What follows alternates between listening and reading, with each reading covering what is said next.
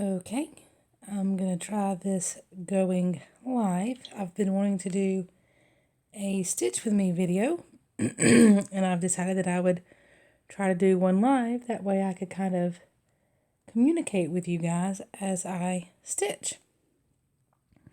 Don't know how this is gonna work. I have a new setup. I'm trying to get a link here. I've got a new setup. It is a my tablet. How do I see my chat? I don't know how to show my chat. Wait, there's my chat button. Show live chat. I'm not being able to see my chat. I may have to pull up my chat on my phone. Anybody, can you guys say hello to where I can see if I can see your chat?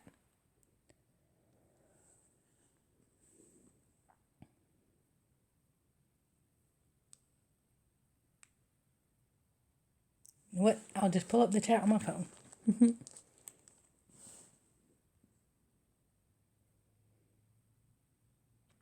So I decided that I was going to try to do a stitch. Oh, and there it is. I can see it. I was going to try to do a Stitch with Me video, and I decided I would try to do it live. So I used part of an Amazon gift card to get a weird little tablet holder, and here we go. Creating Beauty Stitcher says hi, and Connie Carter says hi from Michigan. I'm going to try to keep up with the chat and do some stitching. I do have the tag questions, but guys, I did not prepare for this. And those questions are hard. Like, those are hard questions to come up with off of the cuff. Completely hard. I just can't do that.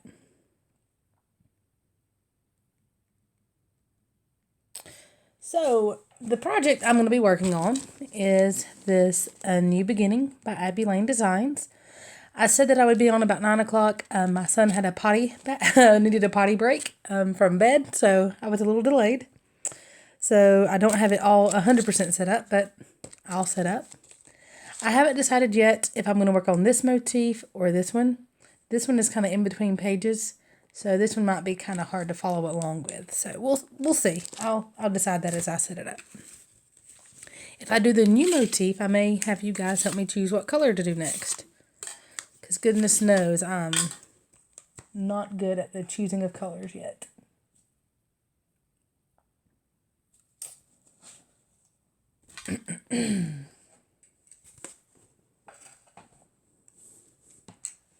I'm going to try to work on this one first because it's already going.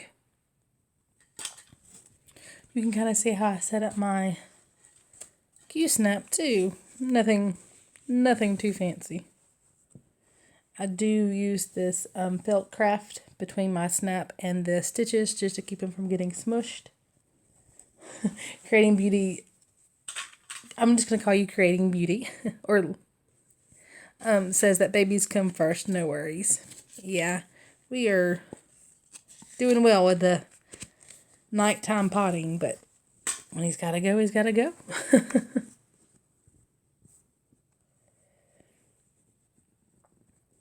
So is anybody else stitching, or are y'all just going to sit here and stare at me stitching?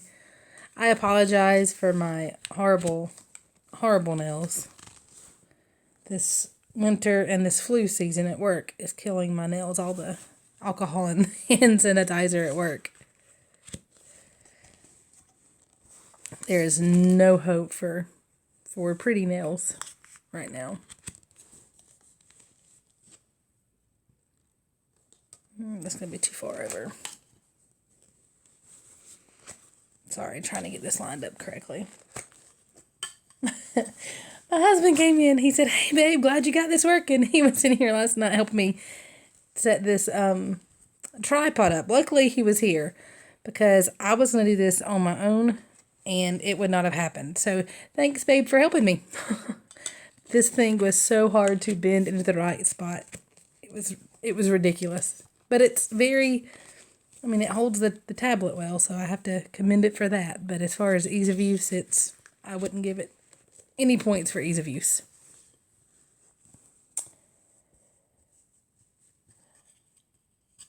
Jennifer says that she's stitching on Plum Street Samplers 12 Days of Christmas.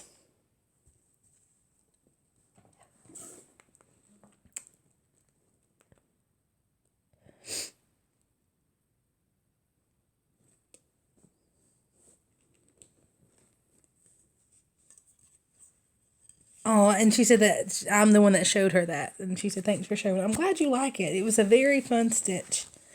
And Stitching Lifestyle says that she is stitching on Victorian Dollhouse by Joan Elliott. And I have not seen that pattern. I'm not familiar. The only Joan Elliott pattern that I have is Dragonfly Fairy, I believe. Oh, great. My tablet's going to be making a lot of noise.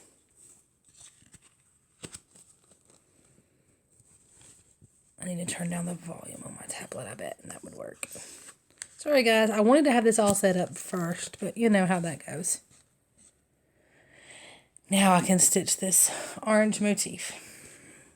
Get my fancy Q-snap holder. Emma Johnstone says, okay, hun, don't work too hard. That it's 2:15 where she is, and that, well, let me make that stop. There we go. That it's 2:15 where she is in Scotland, and that she's stitching on a Mill Hill Santa and watching the Winter Olympics and watching me. Oh, the Winter Olympics are probably going to be a lot more interesting than I am. I'm just going to be honest. Everything I want to watch, though, is on whenever I'm at work. I love all the figure skating, and that was all. I think they're doing the singles now. I've been watching the team in replay, but figure skating is my favorite. But like I was saying, this is my fancy Q-snap holder that I got from the Dollar Tree. It is a steering wheel cover from the Dollar Tree. Cost me all of $1.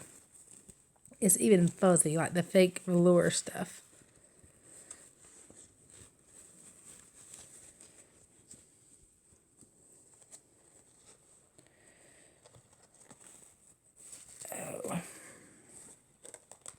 So for some reason, I'm really nervous about this video and what to talk about. The stitching will be the easy part. Keeping the conversation going will be the hard part. Jennifer says she has one of the dollar store Q-snaps color too. Oh, Melody's here, and she says this project looks familiar. Y'all, Melody is the one that I'm supposed to be stitching this with. However, we've not been able to get together and stitch anymore since we stitched this project. So I think I'm a little bit ahead of her on this project. I'm not 100% sure. 8, 9, 10, 11, 12, 13, 14.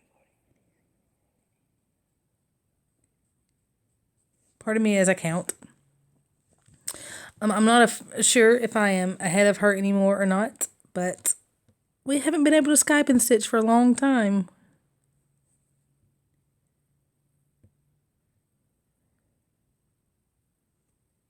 We'll say a little bit. She says, yeah, we'll say a little bit. No perfect time to pull it up the nail then, Melody.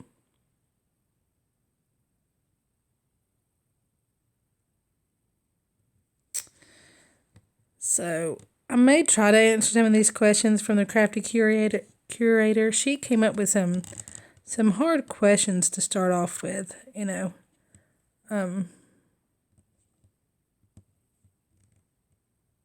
They're not my kind of off-the-cuff questions. They're ones that I need to probably think about and take some notes. And I'm already starting off with a knot, guys. Look at this. Not even started stitching, and where I parked my threads incorrectly, I have a knot.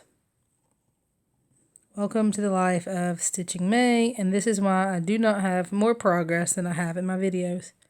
Because I can never sit down and stitch on a single project without ending up with something like this. Every single time. I don't even know how this got here. Or got so bad. You know what? I think it's going to be easier just to cut my losses and continue on because this is Dinky. Oh, wait. Look at that. I saved it. Yay. I was about to say this is Dinky Dye's silk, and it is impossible to untangle at times. Organic Granny and I sat in a hotel room one time that when we went and at a stitch in, and she helped me untangle all of my thread for my mixed berry cheesecake pattern. Guys, that was a very fun stitch, but I have to say, it has kind of made me a little nervous about doing the fruit cocktail one, because the way the instructions were and you had to use a certain amount of floss for so many stitches, it was kind of ridiculous. And surprisingly, I remember how many stitches I had. Oh my goodness, I can imagine. Creative Beauty says that when her children were small, that she gave up trying to stitch because stitching with having 5 kids were a handful. Having one child, for me, is a handful, not gonna lie. So I can't imagine having 5 small ones. My 6-year-old keeps me on my toes for sure. Is this gonna focus? No, it's not.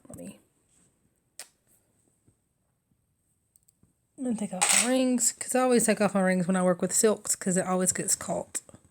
Plus, I probably have way too long of a strand here, but let's see, is that in focus?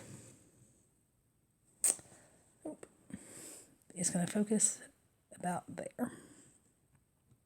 And I can still see it there, so that works perfect. I have to remind myself not to look through my tablet, but to look at the stitching itself. I'm not using a lap frame because it was making it be too close to the camera. But I may get a pillow in a second and prop so that I'm not bouncing the project as I stitch with you guys. I've enjoyed seeing all these Stitch With Me videos, and I know Ginger Gerald tried to do did a live video as well. He said keeping up with the comments was kind of hard.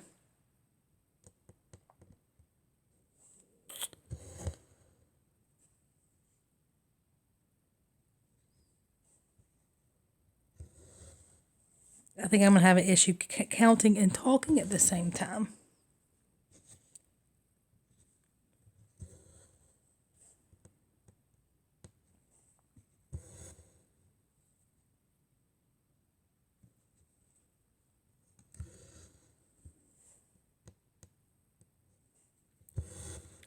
So I may skip through the hard questions of Crafty Curators questions and just do the kind of easy one. Let's see. It's off the cuff. You guys forgive me if I stammer and stutter, right?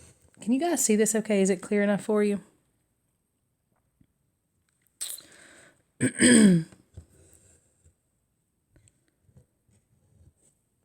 The first one says, if you could wish for a person in history to be represented in a Mirabilia pattern, who would it be? See, that first one already intimidates me. That's a lot of thinking, because there are so many people who deserve to be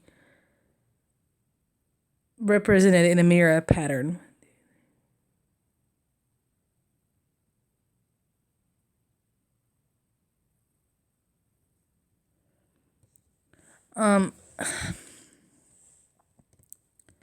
So I am going to assume a female, because most of her patterns are females. Let's say Florence Nightingale. The matriarch of nursing. I think it would be very interesting to see her in a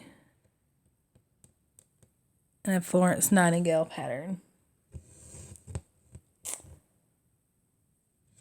Jennifer says we can see that well, and we love off the cuff. You just may get a lot of ums and uhs while I think, and a lot of pausing as I'm trying to figure out what in the world to say. Because oddly enough, I can come up with plenty to talk about, plenty of things to talk about and to talk to you about until I know people are listening. And then as soon as I know that somebody is listening to what I'm saying, I immediately freeze up and start stammering. I don't know why. Makes for a fun floss tube video, right? Let me see where my next part of this. Oh, try not to show pattern.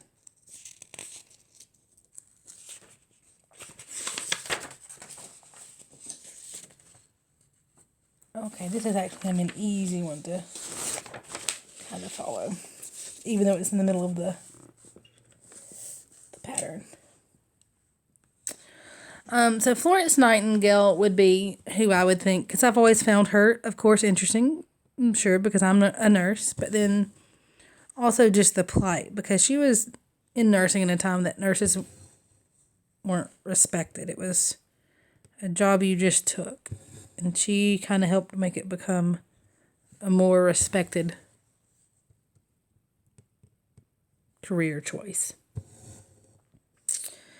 That's kind of my boring answer. I don't have a whole lot to that answer, but there it is.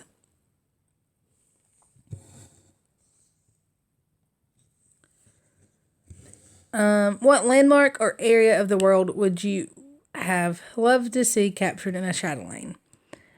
And I, too, am not 100% sure with all of the chatelaine patterns. I know the mandalas. I love her. Like, I'm doing the mini mandalas. I love all of the mini mandalas. I have one of the non-mandalas. And I have, I think, a medieval mandala. And then I have her freebie dragonfly that was a freebie for a while. I had that printed off for a long time.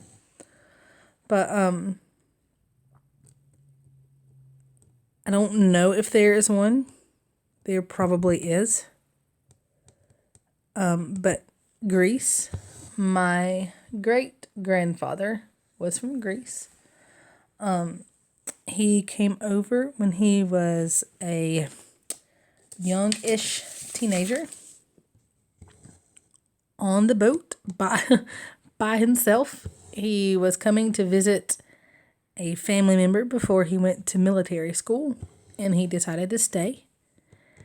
And then he built up his own business, and his parents later came over. So I've always had an affinity with Greece and, my Greek heritage, even though I am a very, very pale redhead. I like to claim that Greek heritage. I always laugh and say that my big toe is Greek. Because it got watered down throughout. He was my great-grandfather. Oddly enough, he is part of the reason that I'm so excited about doing Lady of the Flag. And I'm going to be doing it in the green conversion because he actually had a business that he said that was the first thing that he saw when he was coming over on the ship, that he knew when he saw Lady Liberty that he was going to be safe and that it was all going to be okay. We kind of think that he knew that he had planned to not go back to military school in Greece. That he had planned the whole time to come in and visit forever. But,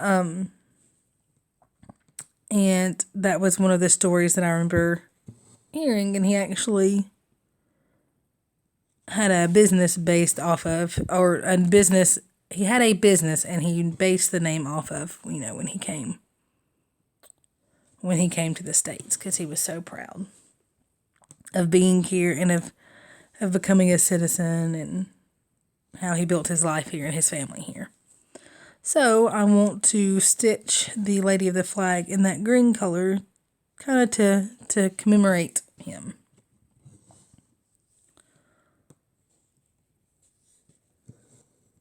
Wow, that was a bit of a tangent there. Me get on a tangent? Never. Let me see if I can prop my leg and keep this. Why is this not focusing? I wish I could get it to focus more. Whoa, that just zooms. That did not help it focus at all. There, now it focused. If I can keep it still, it may focus.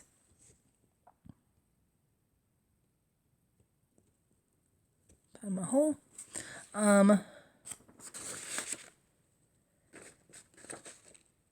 What are the top 3 places you want to visit that you've never been to, other than New Jersey in May, of course?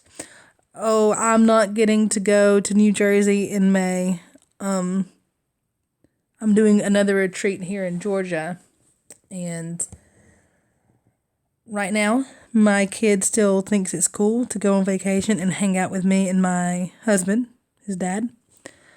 So I am using my vacation time for family vacations. I would absolutely love to go to all the retreats and one day hope to go to all of the retreats. Just can't do that right now. I don't know, with my job, I don't get a whole lot of time off, or my husband and I both working in the, medical field. We don't get a whole lot of time off. And now that, Connor's in school as well, we have to base our vacations around that. So I just like to, until he's older and doesn't like hanging out with mom, I'm going to probably not able to do all of the retreats like I want to. But I am going to one in August here in Georgia. Organic Granny and Gay. Gay will be making an appearance there too. And I will be going and rooming as we always do. The infamous trio. We are the trio of ladies that always end up going together, and we room together because we can tolerate each other. Lori and I tolerate each other's crazy sleeping hours because we both work third shift, and Miss Gay I think could sleep through an earthquake, so we don't bother her.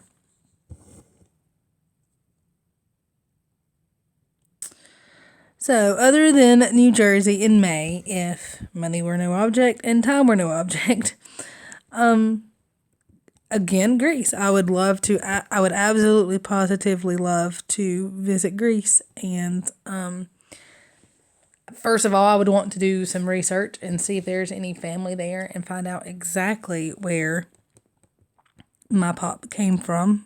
It was odd. Once he was here, he talked about Greece some. One of his sons wanted him to, or my dad wanted rather, his grandson wanted him to teach him Greek, and he wouldn't. He said it wasn't important that he was an American, and he needed to know English. I was like, oh no, I wish you'd know Greek, because we have paperwork and pictures and stuff and all kind of stuff that have the Greek language on it, and none of us can read it. It's all Greek to us. But I would absolutely love to research more and find out the exact town. We know the area he was from, but the exact town. Spelling kind of makes it hard. But, because it was a smaller town, it wasn't a large town. And see if I have any family left there that I could meet up with. And that would be interesting to see. Australia. I would go, and I would definitely, without a doubt, meet Aussie Stitcher and stitch with Miss Belinda. That would be amazing to me, to be able to go to Australia, watch her mow her lawn in her thongs, and just visit with her and her family. And of course, hear her husband's accent in person, because he's in Australia and he is also from Scotland. I think that would be amazing to meet them. So. And then, so Australia, Greece, and a third one. There are so many, I don't know. Those are the top 2 for sure, but they all kind of tie for third. I don't know. I don't know. Tropical islands. See, the mountains. I like the mountains. I like cold, so I think Alaska would be interesting, but that's not very interesting, because, I'm an American, I want to go to Alaska. That's just another state. I have a lot of places I would like to go. It's just flying is the issue. I think it would be neat. My stepbrother lives in Thailand. Let's say Thailand. And popped up, I got a new comment, but I don't see a comment. And I think it would be neat to go and visit him and be able to be shown the area with somebody that is familiar with it.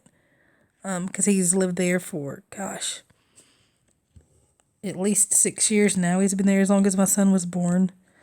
So, I think he lives and works over there. So I think it would be really interesting to visit him there and see. I think he could show a good time and show the interesting parts, instead of just the tourist parts, but the real life Thailand. And I think that would be wherever I would want to go. I would want to also go and not just see the touristy parts. I want to see the real life of the place, not just the parts they want us to see. However, after watching Miss Elena's video, Elena B, Olivia's sister, the other gnome, I think it would be wonderful to go to Paris and see all of their beautiful LNSs. That's where, anywhere there are a lot of, can I add a fourth and just say anywhere that there are a lot of LNSs? Because here in Georgia there are 0.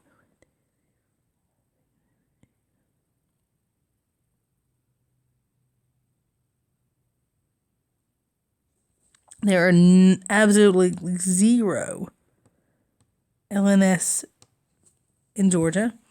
We have over 100 members in our Georgia Cross Stitchers group.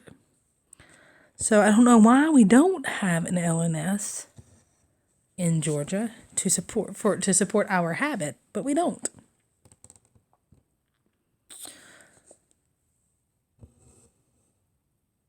What is it that you love? The question number 4 is, what is it that you love most about stitching? It's a several part question, and it's also, what would you miss the most about stitching if you could no longer do it? These may or may not have the same answer. I'm showing some pattern over here. What do I love most about the stitch? I like the process. It's relaxing to me. Jennifer Isley says, my dad has been to Korea and he had former students and taught college and he loved it. That would be another place that would be interesting to see. Tensions are high there. I won't go into all that. So right now I'd be a little nervous to be there, but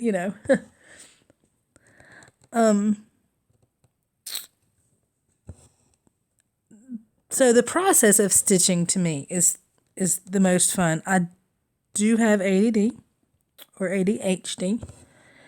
And so my mind is constantly running 100 miles a minute.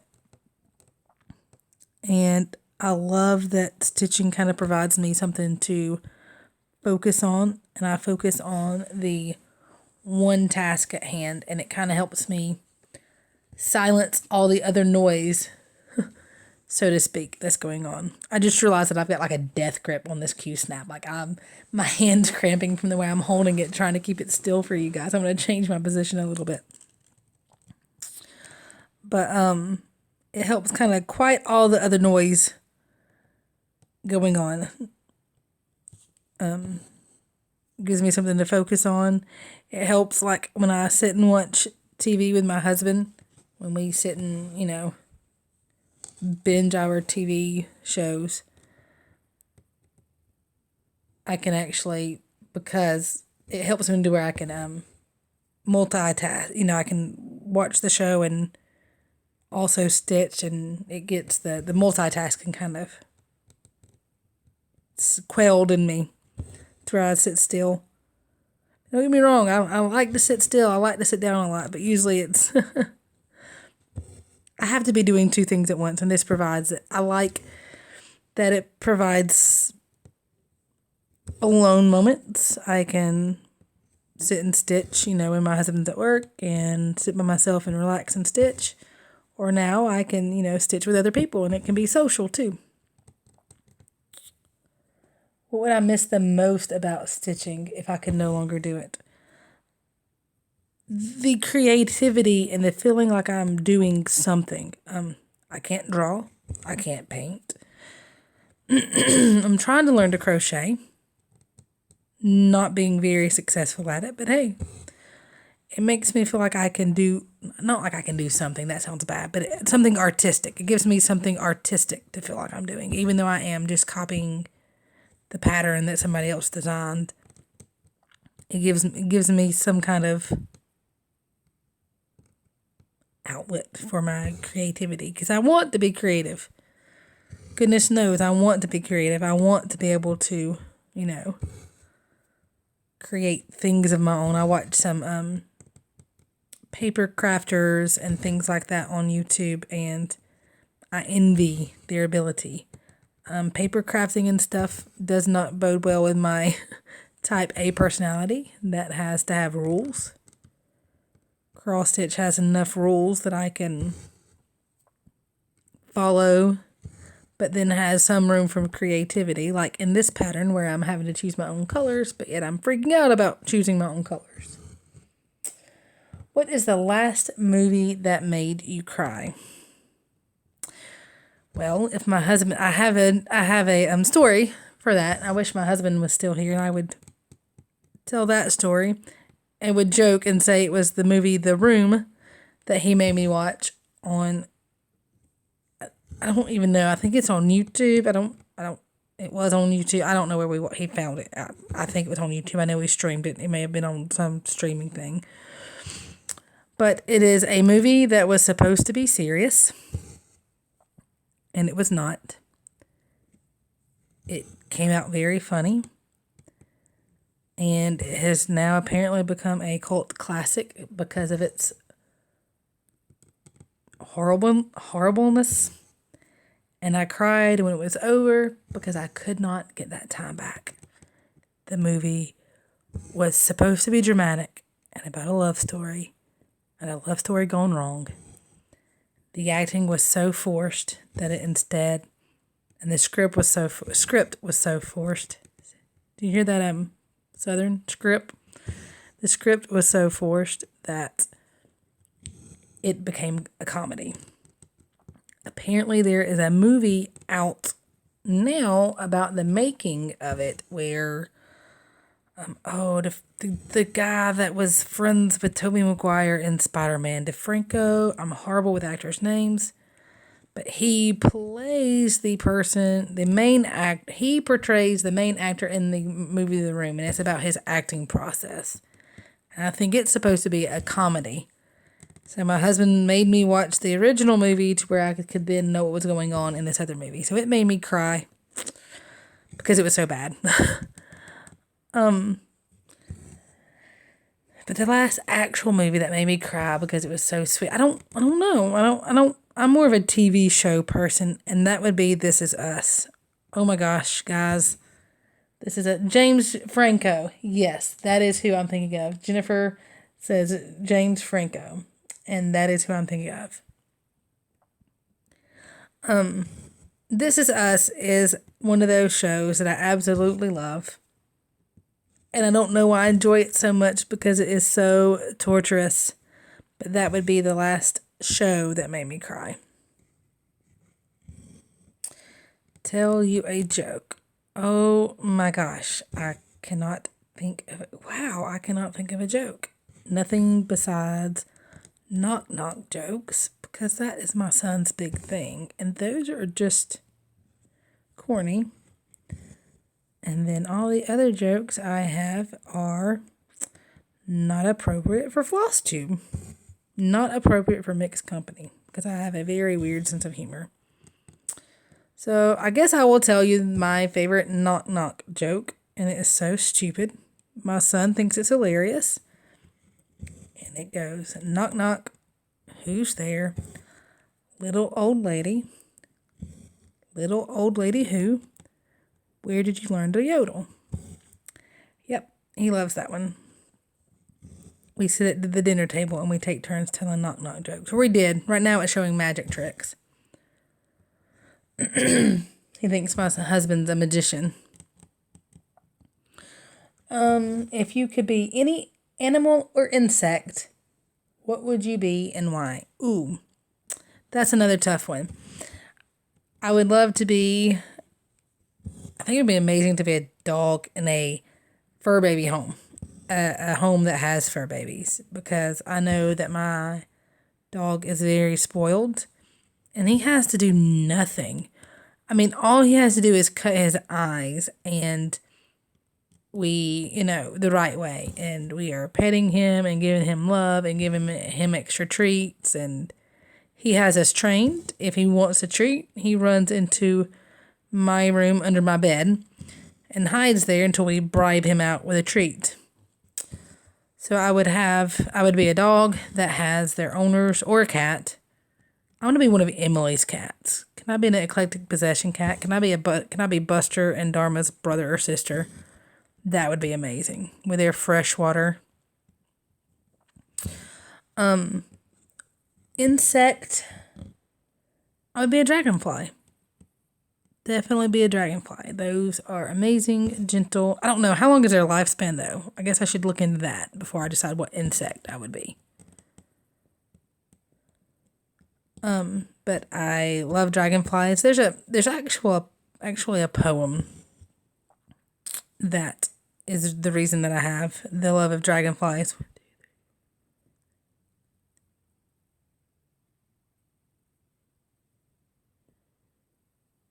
Oh, I got carried away and stitched way too many. I knew that looked off. Only too many. And a coworker shared it with me when she lost someone in her family member, and I will try to look up the poem and actually put a link to it in the description of this video. But to paraphrase it, it talks about this community of water bugs. Do not look at the back of my work, guys. It's sloppy and messy and horrible. A community of water bugs, and that every so often one of the bugs in the community, in the group, will get too close to the top of the water.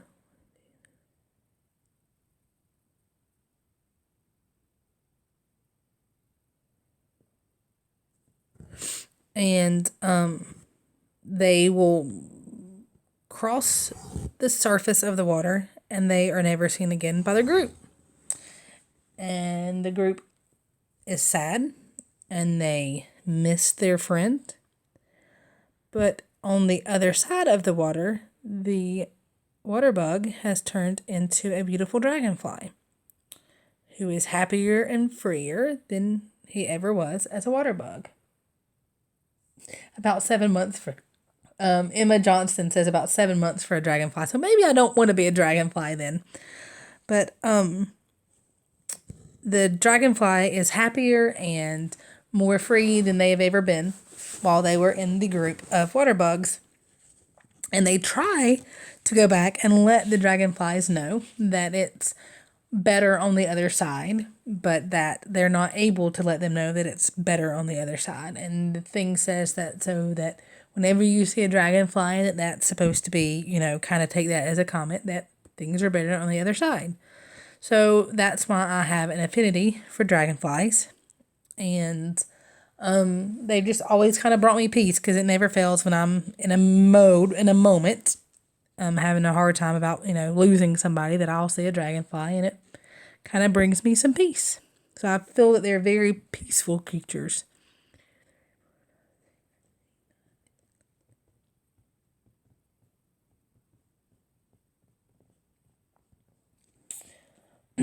Say something that you love about 2 random floss tubers and why we should watch them.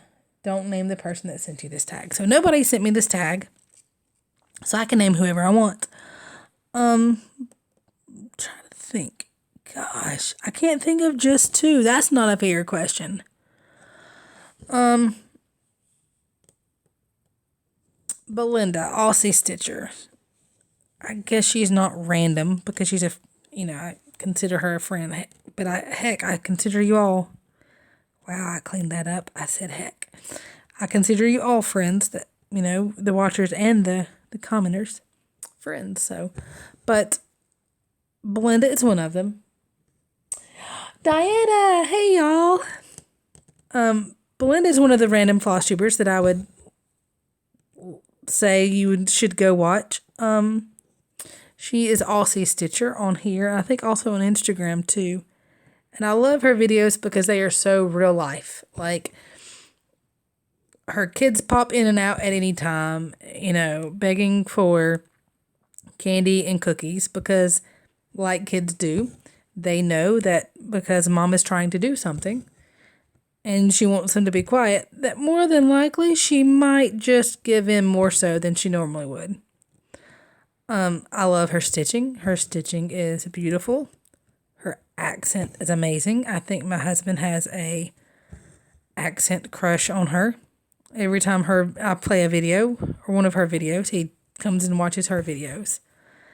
And she has such a wide, just all of her projects. She's got just so many different type of projects,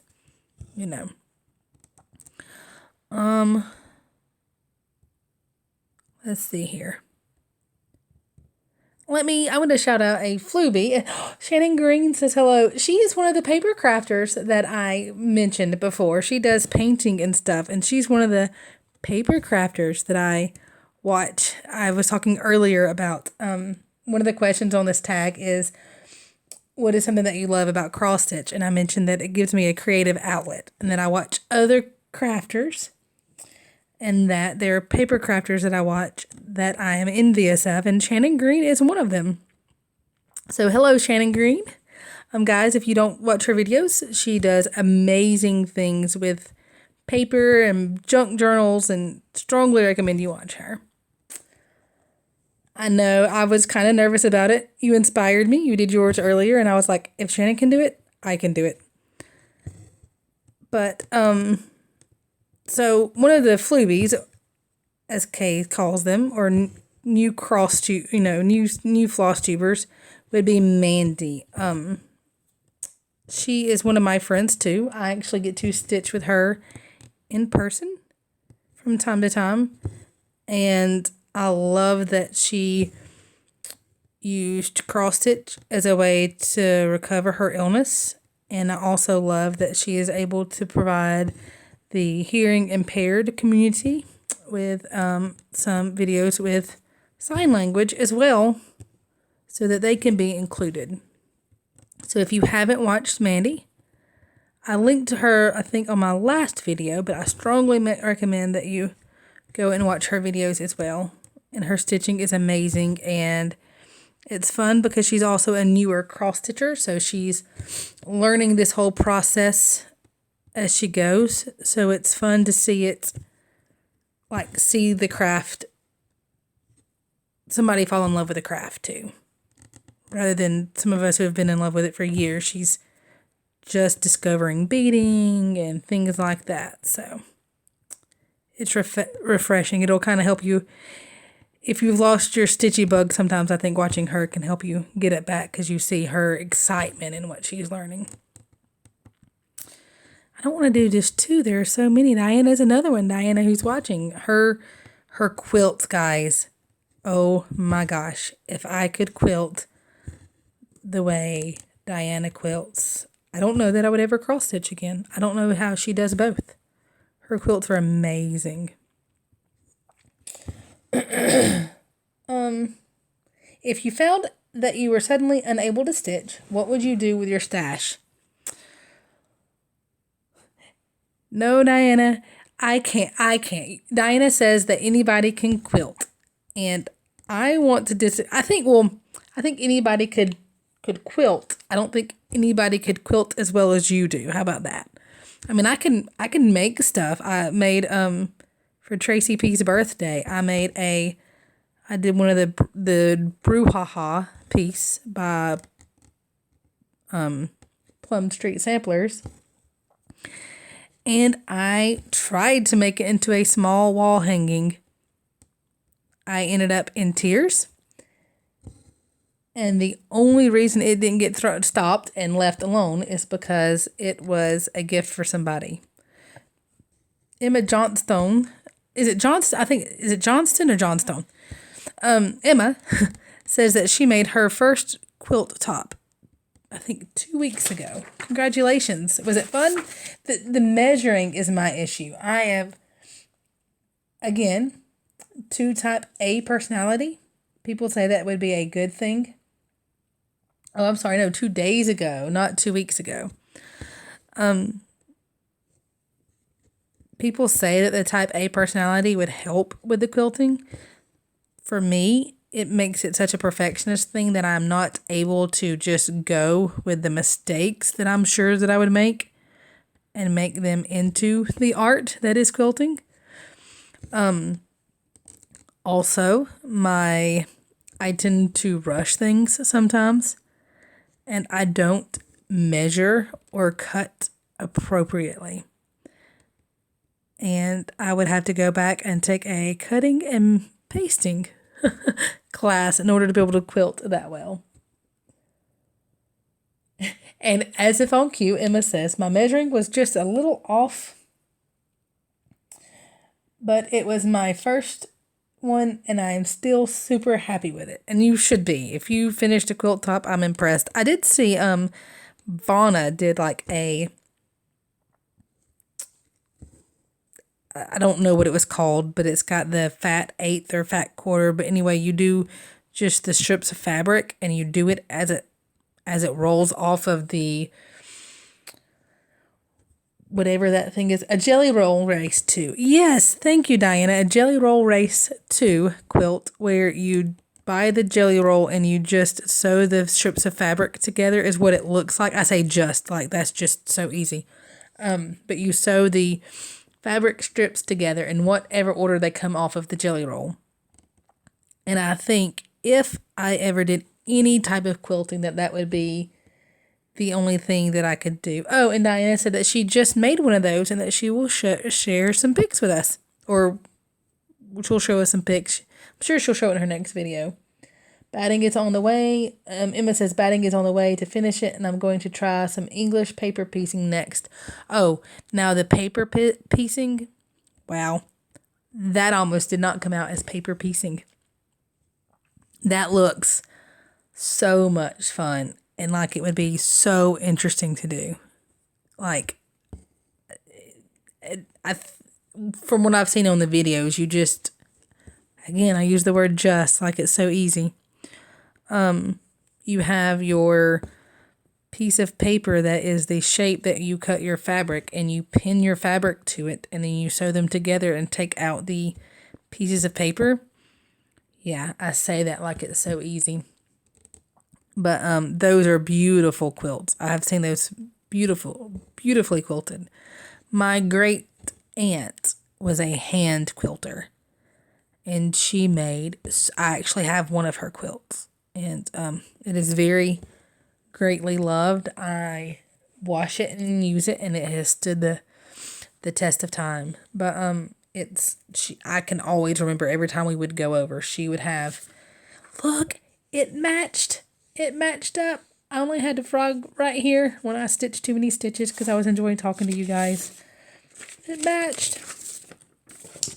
But every time I would go to her house, she had a huge quilting frame that stood up in her living room. And now that I look back on it, I want to say it was possibly a Q-snap type frame because it would snap over. And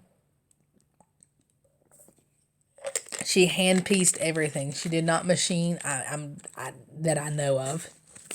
I don't ever remember seeing her use a machine, but she hand pieced them. And she would use the invisible fabric markers that I use sometimes now my cross stitch. And she would let me kind of help trace some of the pieces on where she was going to stitch or whatever. I just remember a few times she would let me do that. And I felt like I was quilting because she let me draw with that invisible marker.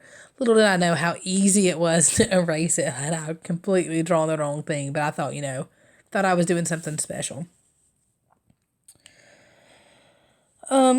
So if I found out that I was suddenly unable to stitch, what would you do with your stash? Does anyone in your family know what to do with it if you couldn't advise them?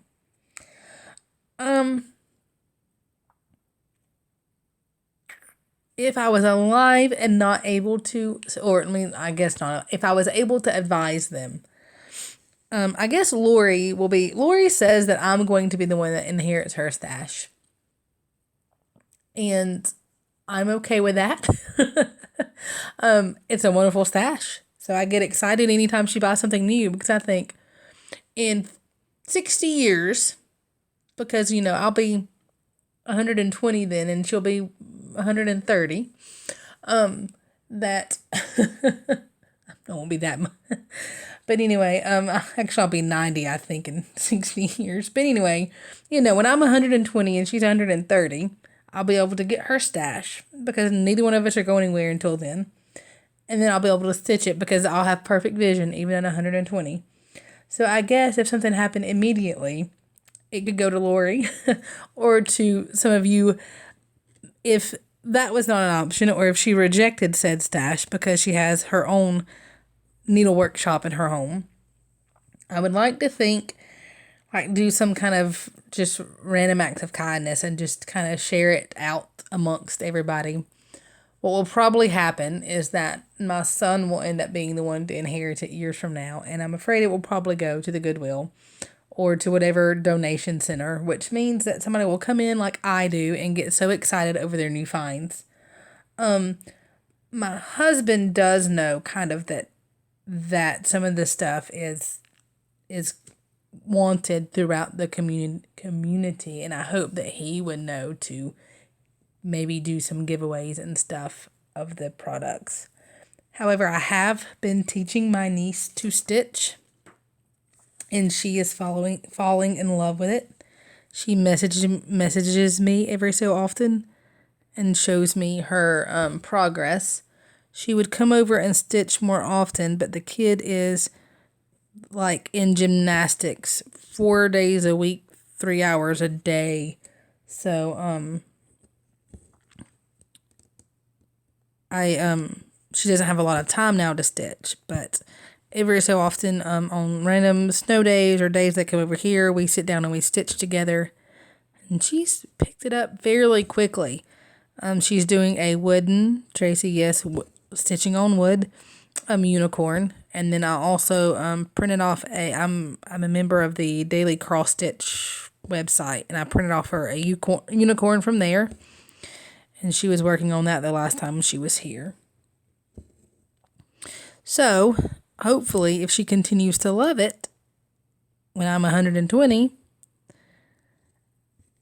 and Lori's 130, and something happens to us, she will inherit my niece will inherit my stash, and have way too much stash.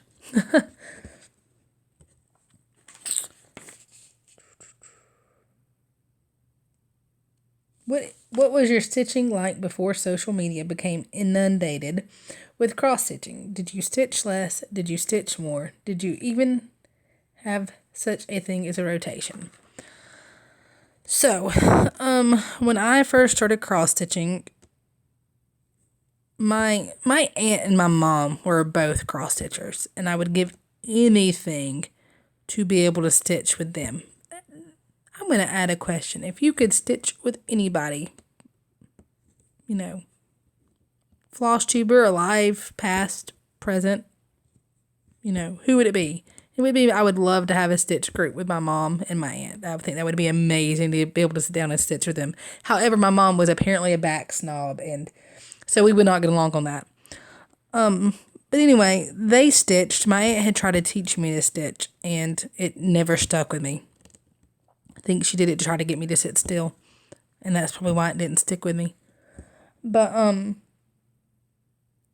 then a coworker at work was kind of teaching some others to stitch, and I kind of by default got to learn. It was a little ornament that I never finished because it was a candy cane and all of my rows were completely off. But I started looking on the internet for I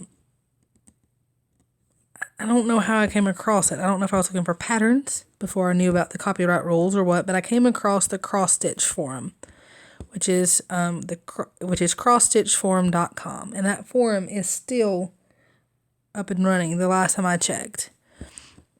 And that was an amazing community for newbies. It's just like the old news groups. You post threads and people respond to the threads, and was a very, very active community. So even though it wasn't as crazy busy, my stitching started off with a lot of social media. You posted your pictures through a outside app, and then you would embed them into your post, and people watched you stitch along there. And then there was a Facebook group for that community, for that forum, but it wasn't as popular. It was only there for when the forum wasn't working. And then I came across a couple of videos on YouTube. Jellicles Forever, I think, and Cross Stitch Button were the first two that I saw. And they weren't really showing their progress as much as kind of showing things they had purchased. I think Cross Stitch Button had shown some progress. And I was like, hey, I can do that. And I shared a video. My husband laughed at me. And then I'm still now doing videos, I think 4 years later. So I don't know that my stitching has changed much because I always kind of looked for social media places to stitch. However, I was definitely a one whip at a time stitcher until the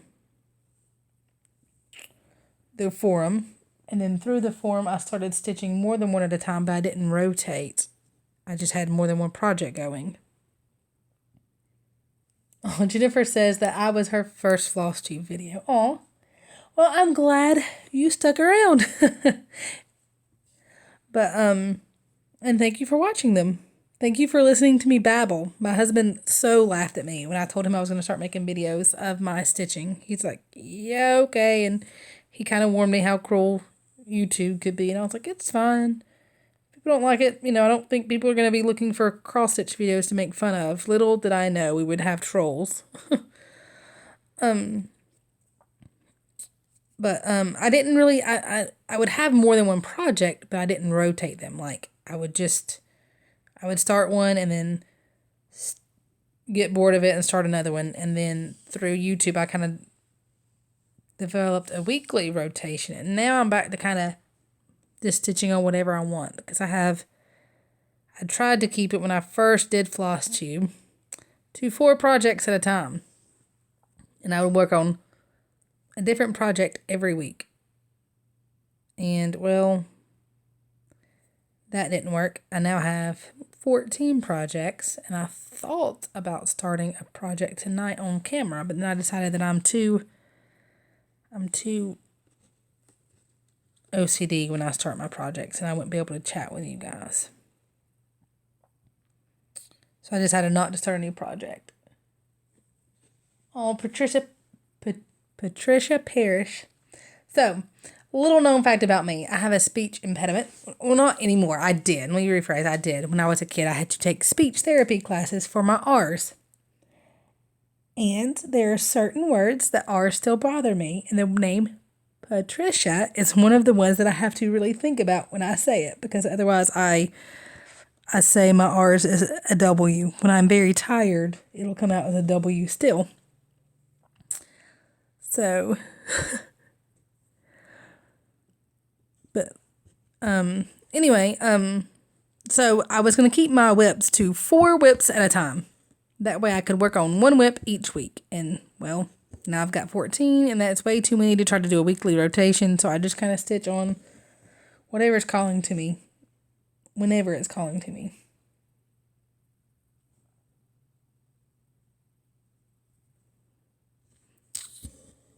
Let's see.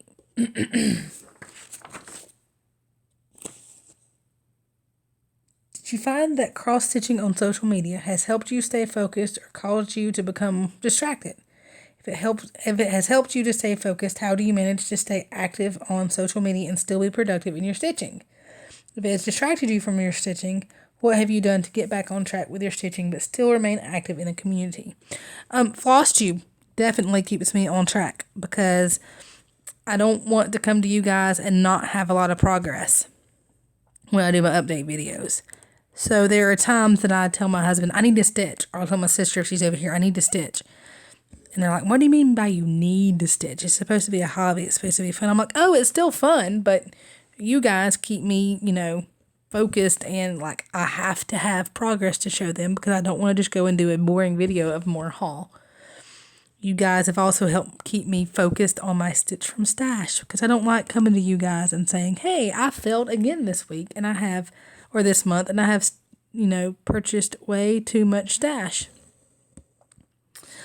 However, it also distracts me in that sometimes I will sit down to stitch and instead I say, let me get on Instagram and see, what they're stitching on. And before I know it, or on, Facebook and see what they're stitching on. And before I know it, I'm down some wormhole. There's another word. And, usually end up on some stash site, eBay, looking for some out of print chart that you guys have that I have discovered that I must have. So it does both. It helps keep me accountable and also makes me, completely distracted because I want to stitch everything right now, and I want to have it done right now. Even though it's the process, once I start it, I want to see it finished.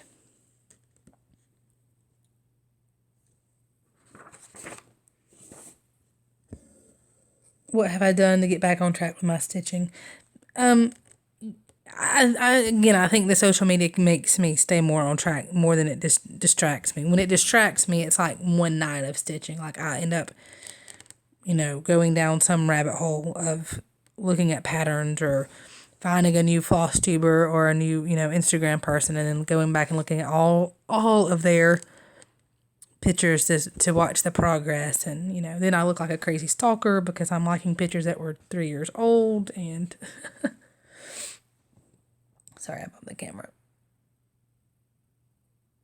There we go. I have a t-shirt that says cross stitch saved my life once. Tell us about a time when cross stitching saved your life or someone else's. Saved my life. I mean, it's always a stress therapy for me. It keeps me, gives me something to focus on. And I, even when I have things that I'm having to think about or stress about, even if I'm thinking about it while I stitch, it kind of brings me some therapy. Save somebody's life? I don't know. I'm sure Jimmy Flosty would tell you that it's cost somebody their life because he has joked so much about me stitching at work. I'm sure he would tell you it was probably cost somebody their life. I assure you it has not.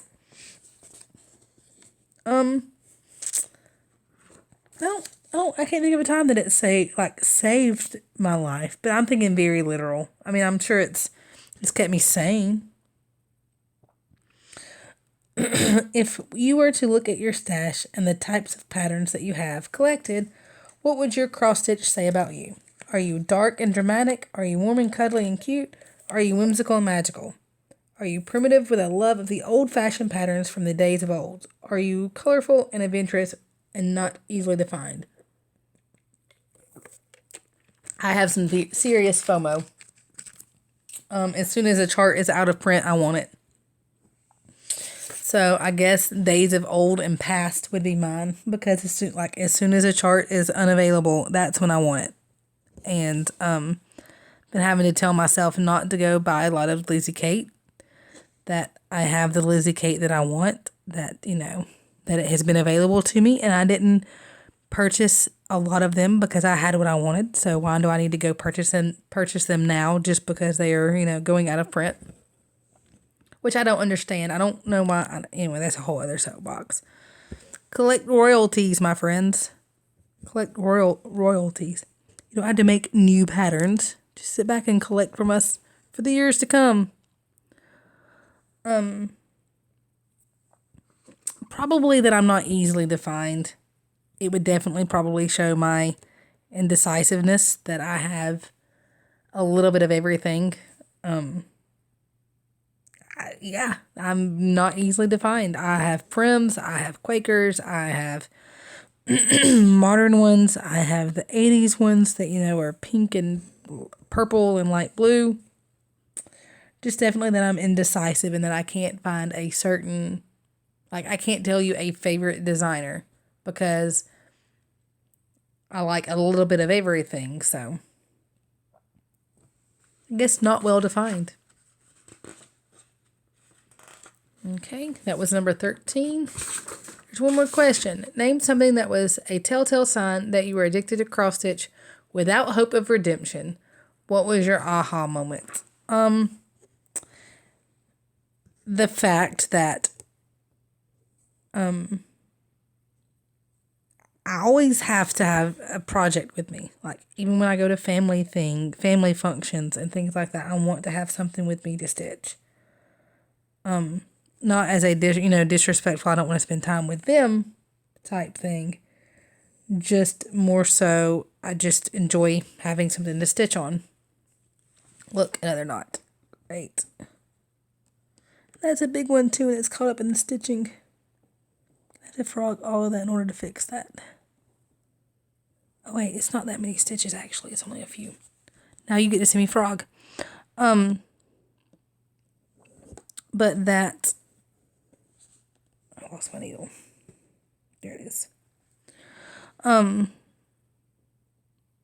That no matter what, I tell myself, okay, I've got enough stash. I have more things now in my stash than I will ever be able to stitch. However, I continue to look for patterns and buy patterns because I want to stitch everything. I had an aha moment as well whenever we were talking to my son one day, joking around, asking like, what's mommy's favorite thing to do? What's daddy's favorite thing to do? That thing. And without a doubt, he always talks about me cross-stitching. Like, Connor always says, we were joking one day and like, okay, if you're doing this, what's mommy doing? And it's cross-stitch. So I guess just the fact that not only is the stitching an addiction, but the stashing, the acquiring the stash, I guess, is it part of the addiction as well. I think it's my uncharted my weird way of my weird path that has caused this knot. But and then when I was willing to make myself vulnerable on the internet in order to find other stitchers and to have somebody to talk to about the hobby instead of just giving up because I couldn't find anybody else. I think that kind of made me realize that I was an addict too, that I was willing to risk the jerks of YouTube in order to find other people that enjoyed it as much as I did. And probably when my husband told me that, that I was an cross-stitch addict. Are there any questions? And that was the last question there. Are there any questions that you guys have seen in other tags or any questions you guys have for me? Respectable questions, McKenna joked earlier that she was going to watch, but did she have to have her pants on? I was like, well, I have to have my pants on, so. But it's up to you. You're not the one that's live, so, no inappropriate questions. Do you guys like this form? Do you like the live stitch with me? Would y'all want to see me do this again? Would y'all rather have the pre-recorded stitch with me video? What do y'all think? Here I thought y'all were going to get to help me pick out a color, and I'm not even like halfway through with this motif. And I'm through with all the questions.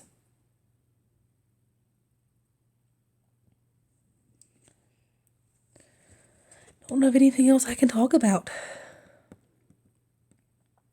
I actually went through the questions fairly well for it to be completely off the cuff and feel like I didn't have anything to talk about. I've talked for an hour. Betty Hankins said exactly, I asked that yesterday and couldn't believe some of the PMs I got.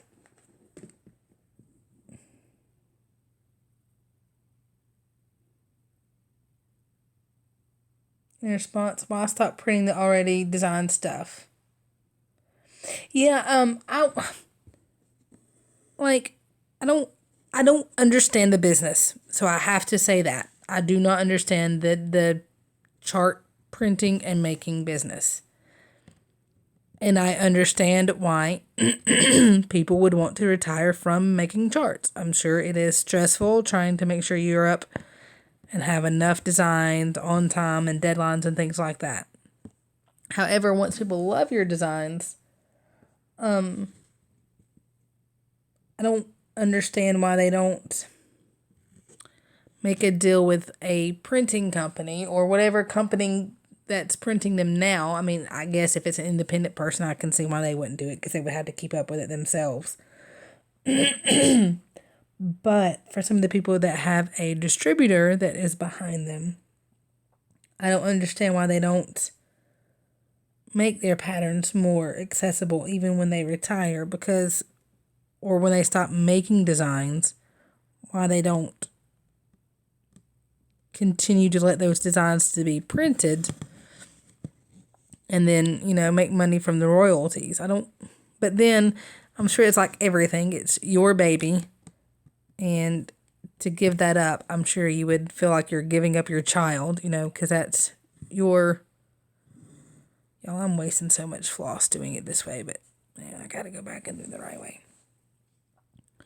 I'm sure they get the, that's my baby feeling, and they don't want to give up the rights to their patterns because they feel like they lose the right. I mean, there should be some way the publishers and the designers can come up with some solution, because I'm sure the publishers are going to be losing money too. Whoever publishes Lizzie Kate's patterns will now be losing money too, without her patterns there. But I don't understand the business, so it's easy for me to sit on this side of it and say, why don't you do it this way? So maybe if there were somebody that understood the side of that side of the business could explain it to us who don't understand it, because I just really wish you would keep the patterns alive. I like stitching the patterns.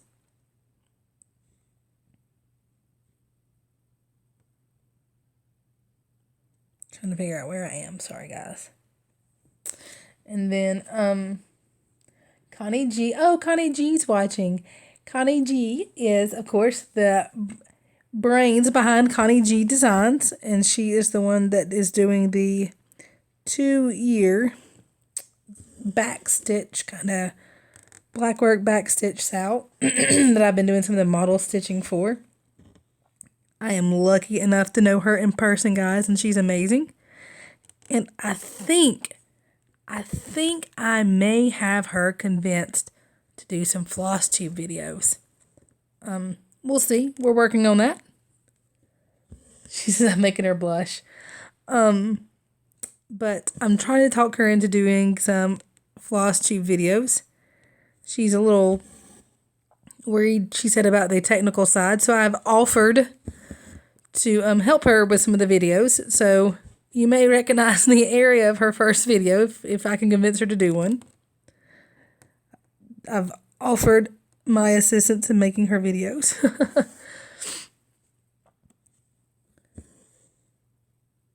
And then she said she liked the format, and so did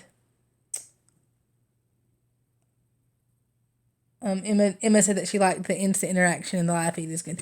Yeah, I enjoy the live videos because I get to interact with you guys. And I get to answer you one-on-one, I feel like.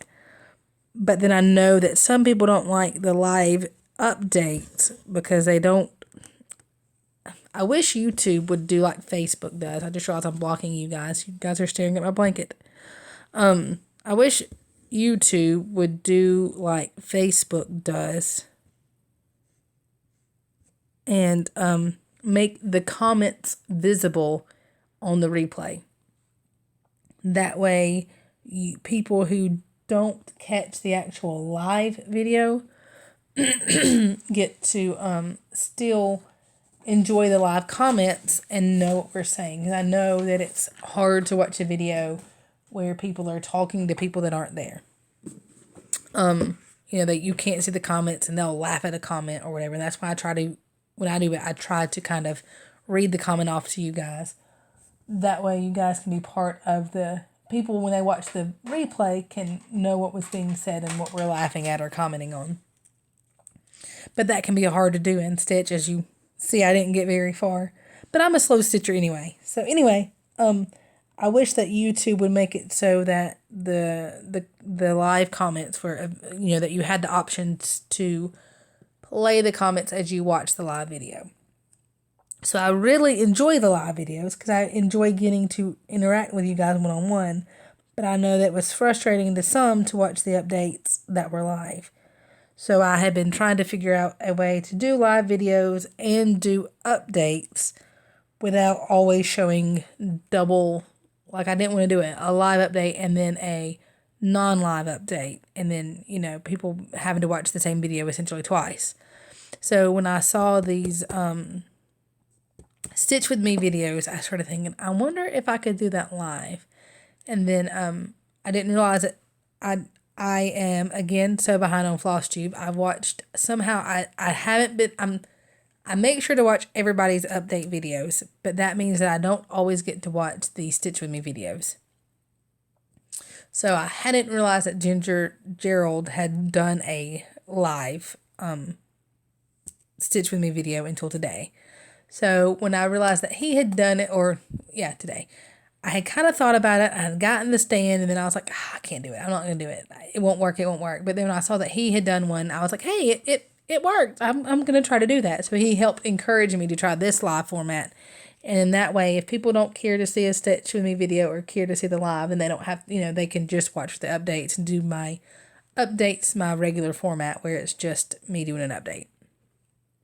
So I kind of like that this will provide me of a way of doing both. You guys feel free to leave comments even after the video for questions for future videos, or anything that you want to see, or if you want to see me work on a certain project. I don't always know. The issue with this will be knowing what to talk about, while I do the stitching. But I thought I would show you guys real quick the way that I'm keeping this, because I have no clue which color I'm going to do next. This is my very first Choose As You Go project. Melody helped me decide to do that for sure, and I was inspired by, of course, Emily and Diana, who just pick these wonderful colors as they do their projects. But this is my wonderful organization for this project. After I use a floss and it's no longer skeined, I do add it to a floss away bag with the floss color in there, and I keep it separate. That way, if I want to use the color again, I can.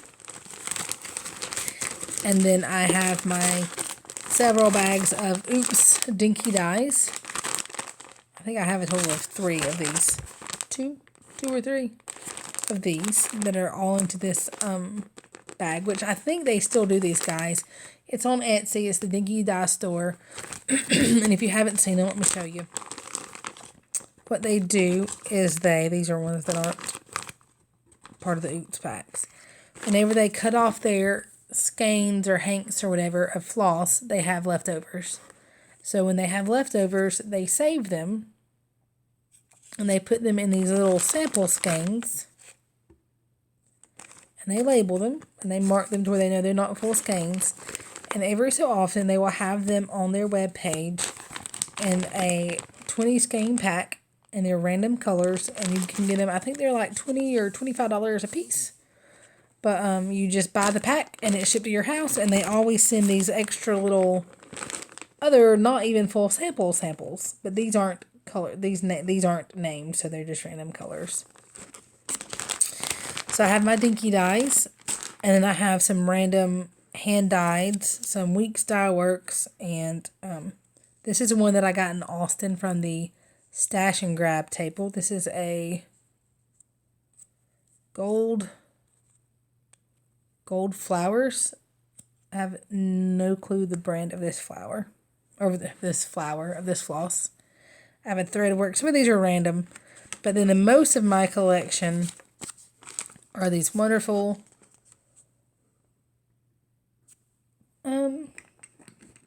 Heidi just said that, she said, "Hi, I think this is a smoother format than Facebook Live myself. I just happened to be home from work and caught your live feed." Oh, well, thanks for watching, Heidi. Oh, yeah, I definitely like the YouTube Live much better than Facebook Live. But I like that the comment on the replay that you can see that you have the option to watch the comments on the replay of the live FlossTube or Facebook videos. But most of these are my color and cotton. Guys, I cannot speak highly enough of these threads. They are, the base is DMC, and then they are hand-dyed, over-dyed, and they are color fast, which is big for me. So I just have them stuck in here, and then as I go through, I kind of choose. I do kind of look at the design and kind of see about what color is next, and I try to match kind of to it or the colors that are in the design, and kind of go, because this was, you know, this one is orange, so I chose an orange. But that's my very high-tech, you know, system of choosing my flosses. Did you guys get a lot of progress done while you were stitching with me? Anybody get anything finished or a motif or make any stitchy goals?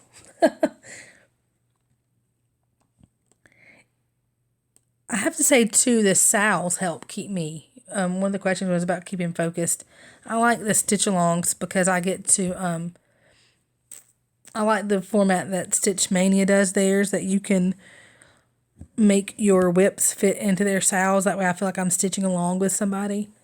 But I can also... guys, my voice is going. Apparently I'm not 100% over my crud. I like that you can kind of make your whips fit into it without having to do a new start. That way you don't have tons of new starts, but then you still get to stitch with somebody. So that kind of helps make me keep track of my work. Oh, wow, this is already an hour. Wow, it does not feel like I've talked for an hour. I was just about to say this was shorter than I expected. But it's been an hour and 30 minutes. So it's not as short as I thought it was. So I'm probably going to sign off now. That way I don't have to keep clearing my throat in your ears. And I did enjoy this format. So if you guys enjoyed it, I will definitely do another one. Maybe not, you know, this week. Maybe in a couple weeks. You'll probably see these more often than you will see my actual updates. And you guys will get a sneak peek to my progress, I guess. But if you have any questions that you want like answered, like tag wise, like maybe if you want any questions, you can put them in the comments, and then I will kind of compile them together and make another tag. Or even if you have questions you want to ask the other floss tubers that do the Stitch With Me videos, because I'm sure if I make it a tag, you know how floss tube tags go. One person does it and then all of the floss tubers do it. Not saying that sounded like, oh, I'm sure everybody will do my tag. I'm just saying we enjoy the tags. We enjoy being able to communicate with you guys and interact with you guys. So I'm sure if you guys have the questions and you list them, and I can make them into a list, that the other stitchers and floss tubers will do the tag as well. So as always, thanks for watching, and I hope to see you around, and I will do another live Stitch With Me since you guys seem to enjoy it. You guys take care, stitch well, and stay safe and stay healthy with this crazy flu that's going around, at least in, you know, the United States. If sickness is going around where you are, stay healthy. Y'all take care. Happy stitching to you too, Betty. And you're welcome. Thank you for watching. Bye. How do I end this thing? I just hit. Okay, this is the fun part. Good night, Jennifer. Bye, Heidi. Thank you for watching. I'll give a second because I know there's a delay between the comments and the video. So that way if anybody has anything they want to ask real quick or say. Gibbs Girl says thanks. You're next, Angela. You got to do a live video next.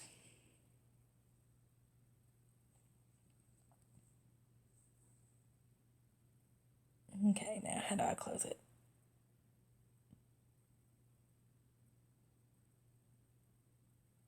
She put IA. I'm not sure what that was supposed to be. I am doing an update soon. Good. I'm glad. Okay, I think I just pressed this X. Let's see if this works. Didn't study how to stop going live. Yes.